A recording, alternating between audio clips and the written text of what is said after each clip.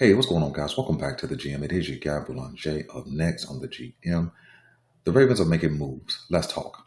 So, as you guys all know, the Baltimore Ravens picked up Deontay Johnson yesterday from the Carolina Panthers for a fifth-round pick. And in return, they got Johnson and a sixth-round pick. So, we still have 11 picks in the 2025 draft. Pretty good move by the Ravens. Yes, I said it. I thought it was a pretty good move that EDC was able to acquire Deontay Johnson.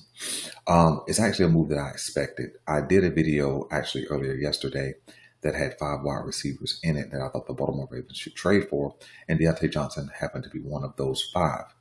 Unfortunately, before I could get the video done and ready for uploading, I found out that Christian Kirk had got hurt, was out for the season. He was a guy that was in that video, and I learned that Deontay Johnson was already on the move. So, nevertheless, that video will never come to light. But I am pleased that the Baltimore Ravens did make a move, and I don't think this is just any move. I don't think we should discard it as just a throwaway move. I think this could be a really solid pickup, especially when we get into weeks 10, 11, so on and so forth. I don't think it's going to be significant for week 9. It's too soon for him to get into Baltimore and get acquainted with the system, so on and so forth. But I do think that once he gets about 5 or 6 days actually in the building around the team, I think that he'll begin to pick up things pretty quickly, and I think we will certainly see him in Week 10 against the Cincinnati Bengals on Thursday Night Football. And I think that will be certainly a benefit because he will be a new addition that nobody has any tape on, specifically with the Baltimore Ravens. But we'll talk about the schematics of that some other time. Deontay Johnson, the player, I think is an above average wide receiver, although we have not seen that over the last couple of seasons. And I know that he can be a malcontent, he can be a me guy, but what talented wide receiver doesn't have a little bit of me in them? Which wide receiver worth their salt doesn't have a little bit of diva to him, right? Wanting the ball, wanting to make plays, that kind of thing. And if you really pay attention, when Deontay Johnson fell out of love with Pittsburgh and Pittsburgh fell out of love with him, is really when the quarterback play got bad, when they moved on from Roethlisberger and moved into a combination of Kenny Pickett, Mason Rudolph, and Mitchell Trubisky. Poor play, and more poor play. And a wide receiver, they're not going to be in love with that situation, right? If I don't have a quarterback who can get me the ball, then what the heck? And so I think one of his most recent productive years was, I think, not 2023, and of course not this year, but I think it would have been the 2022 season, if I'm thinking correctly, where he had over 800 yards receiving. And I think that's with primarily Kenny Pickett being the signal caller. And so I actually had an opportunity to watch Deontay Johnson. I know some of you will have to go pull game film and highlights and things like that, but I've actually had the opportunity to watch him live since I live in Carolina. And sometimes that's the only game on at 1 o'clock. And what I'll tell you is that he still has an explosive nature to him. He absolutely does. When the Panthers moved from Bryce Young to Andy Dalton's first 2 or 3 games, Deontay Johnson looked like the best wide receiver on the field that particular day. And so he still has elite separation skills. He's still a great route runner, and he did not have many drops down in Carolina. And I know you can pull all the statistics, and I know his drop rate this year is like 6.3% or something like that. And that's relatively low for sure, because what that drop rate does not take into consideration is catchable balls, right? Did a wide receiver have to dive for a ball and it goes off his hands? Did a wide receiver have the ball in his hand and it get knocked away? It doesn't count for those things. So I'm not trying to build up or prop up Deontay Johnson. I just think that he's a better wide receiver than I've heard him talked about, and I think he's a better wide receiver than I've heard him be perceived as of late. And so Ravens Nation, man, I think it's something that we should be excited about. Not oh, we're going to the Super Bowl excited, but I think it is an upgrade at that third position. And he does have a skill set that on any given Sunday, he can play like a number one type receiver. I didn't say he's a number one. Let's be clear. I said on any given Sunday, he does have a skill set and an explosive nature to him that he can play and be effective like a number one, which will lessen some of the burden on Zay and Bate. And I think this allows Nelson Aguilar to move to his rightful role of the fourth wide receiver, which adds depth. Because I think he certainly is an upgrade over Nelson Aguilar. Because the truth being told, Nelson Aguilar is just a fourth or fifth receiver on any other roster. He just happened to have to play up, like you've heard me talk about before, on the Baltimore Ravens. So I think Diontae Johnson is a good pickup for the Baltimore Ravens. They literally didn't give up anything to get him. They literally going to pay him less than $700,000 for the remainder of the season. And I think that if he is productive, I think that he's a guy that the Baltimore Ravens could consider bringing back. Not at no $18, $19 million. He's not that, but maybe at a solid 7 to 10 million based on his productivity and his health. I don't think he'll be a locker room problem. I don't think that he will be a problem for Lamar Jackson, because a guy who's had some down years and some bad quarterback play, especially a wide receiver, they're just going to want to get in where they fit in and be a part of a winning culture once again. And I think an added benefit to the Diontae Johnson addition is that he's already familiar with the toughness and the ruggedness of the AFC North. So it's not like he's a diva from the West Coast coming to play on the East Coast. He's already familiar with what we do in the North. And I think that another benefit to adding Diontae Johnson, right? Watch this. He's going to want to get some get back at the Pittsburgh Steelers, right? He's going to feel like they gave up on him. He's going to feel like that they didn't really try to understand the issue he had with the poor quarterback play and the offense in Pittsburgh. And so I think he's going to have at least 2 of the final 9 Ravens games, if healthy. I think he'll have some extra motivation to prove something to himself, to Ravens Nation, and to the Pittsburgh Steelers. So that's my commentary on the addition of Diontae Johnson. I think it's definitely a solid move. I give it an A+, and I'll tell you why.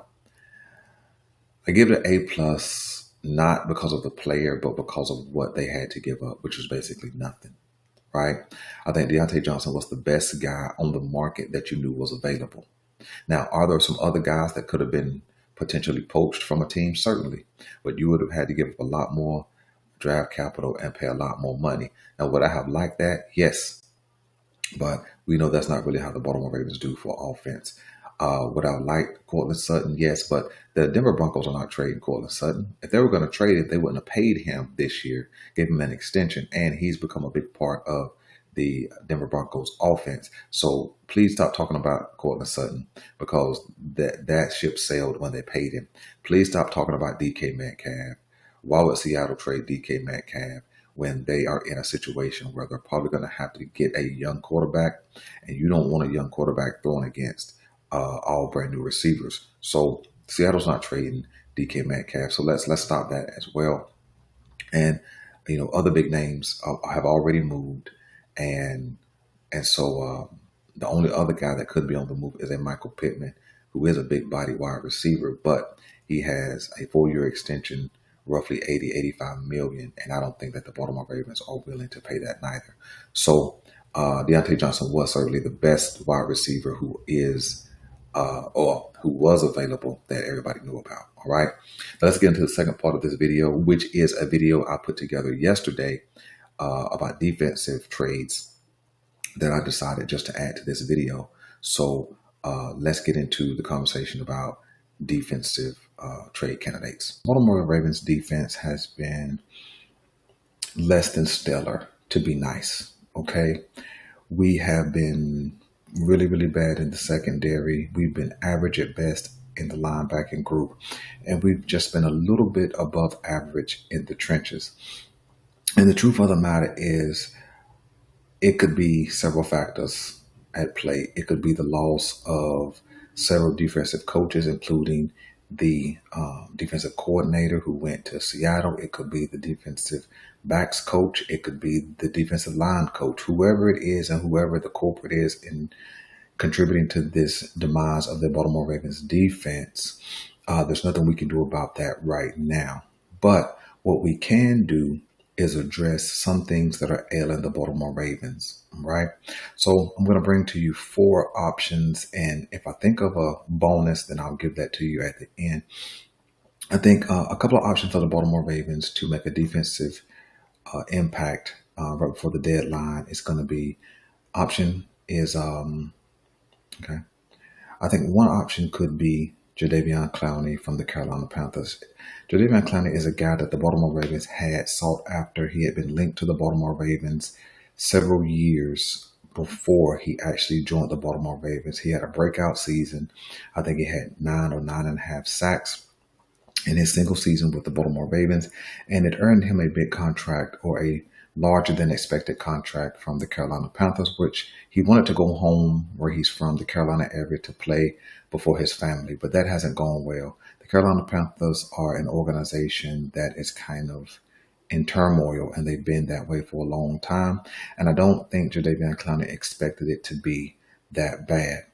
Now, I don't have to go over his statistics or his size and his weight and his talent, but I think that if the Baltimore Ravens want to go with something or someone familiar, this could be an option to bring Jadeveon Clowney back. He's on a moderate, I think, 2-year, $25 million deal, so he's averaging about $12.5 million a year. Is that something the Baltimore Ravens want to do? I'm not sure, but hey, let's put him on the table. I think another option for the Baltimore Ravens is New England Patriots cornerback. I think it's Jonathan Jones. He's a solid corner, good cover skills, kind of a right place, right time. He's not a big time turnover machine. He's not a ball hawk. He's just a good cover guy. Do we need a corner is the real question, right? We put so much capital, draft, and also contract into our cornerback room. I mean, if and when Marlon Humphrey is healthy, and then you got Brandon Stevens, you got Nate Wiggins, 1st-round pick, TJ Tampa, 4th-round pick in this year's draft, you got Arthur Millette, and then kind of in spot duty, you got a Darius Washington. So we got basically 6 corners on this roster. Do we need to make a corner move? I don't think so necessarily. I don't think the corner is the problem. But if the Baltimore Ravens want to go with a kind of a low option but high upside, Jonathan Jones could be an option from the New England Patriots. Another option for the Baltimore Ravens could be a guy we've been linked to kind of consistently, and that's safety Budda Baker from the Arizona Cardinals. Budda Baker has been one of the best safeties during his career. He's, I believe, in the last year of his deal, averaging about $14 million on his current deal. So he'll be up for a new contract. And so the question has to be, do the Baltimore Ravens want to invest more draft capital and more money into a safety? Of course, we got Marcus Williams, who hasn't been good. And I think last week he was a healthy scratch. We got Eddie Jackson, who has not been good neither. And then we have 2 rookies in Beau Brade and Shanuzi King, who are waiting on their turn to get onto the field. I don't think Budda Baker should be our first option if we're really trying to go and improve this defense, only because, again, we have so much already at the safety.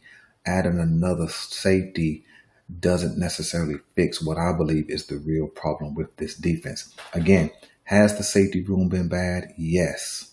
But I don't think the secondary is the primary problem with this defense. I think some of that is scheme for sure. But Budda Baker, would be an upgrade of what we have. He is a ball hawk. He does have, really good cover skills, really good range. So I think he could help out this Baltimore Ravens defense. Another option, and the way that I'm leaning for a trade, if they're going to make one, is let's not really play with it, Ravens. Let's not play with what we go and pursue. If we're going to make a move on the defense and we're really trying to do something that's going to make an impact, I say go out to Max Crosby. It's probably going to take no less than a second round pick or a second and maybe a fourth or whatever it is. But here's the deal. The Baltimore Ravens have spent a second round pick on David Ajabo, who came in with a torn Achilles and has not shown up ever since that point in time. So if we're willing to spend a second round pick on a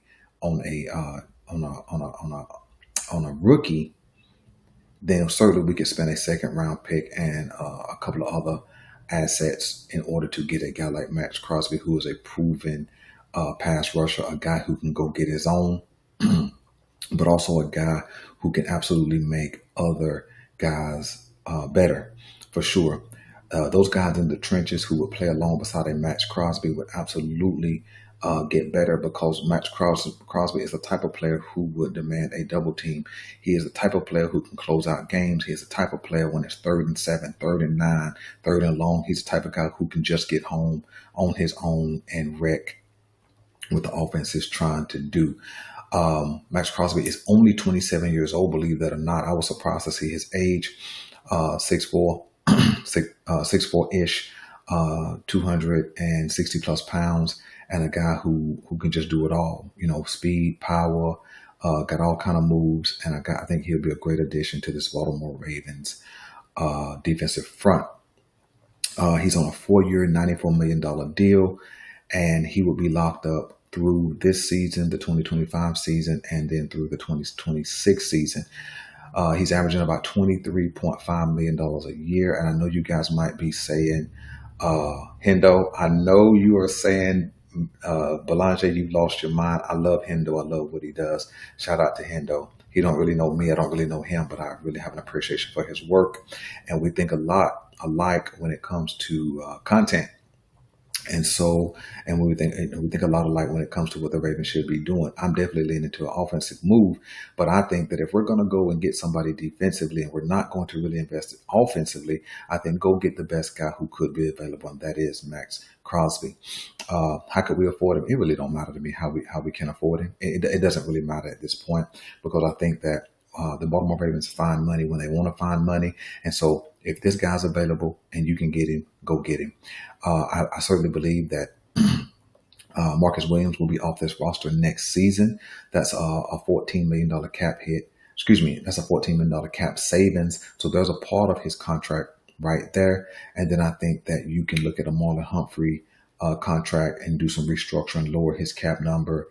And then you can choose to let Brandon Stephens walk and put Nate Wiggins over in his spot, since you've already drafted him in the first round. So there are certain kind of ways you can absolutely maneuver to be able to afford Max Crosby, for sure. And so I think that if the Baltimore Ravens are going to make a move, and it's going to be a defensive move, I'm saying if it's going to be defense versus offense, this is the guy you need to pursue.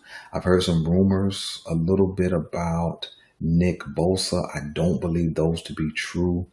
I think although the 49ers are struggling, I don't think he's on the table. I'm trying to think about other guys who could be available. I definitely heard some buzz, a little bit of buzz about the safety from the Miami Dolphins. I think his name is Hollins. Don't know much about him. I did do a little bit of looking, and I know he's a solid player, good safety. But again, I don't think safety is a problem. I think that front is the problem. I think that if we had a guy like a Max Crosby who could go get his own, I think that makes Odafe Oweh better.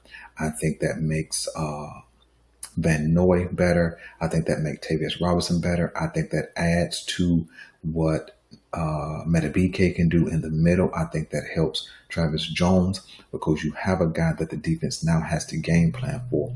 If we can get the quarterback off his spot, if we can get him moving, if we can collapse those pockets and things of that nature, the quarterback then gets a little bit nervous. He has to hold the ball a little bit longer because he has to reset. He has to be watching for a pass rush. And that allows the secondary to be in better position.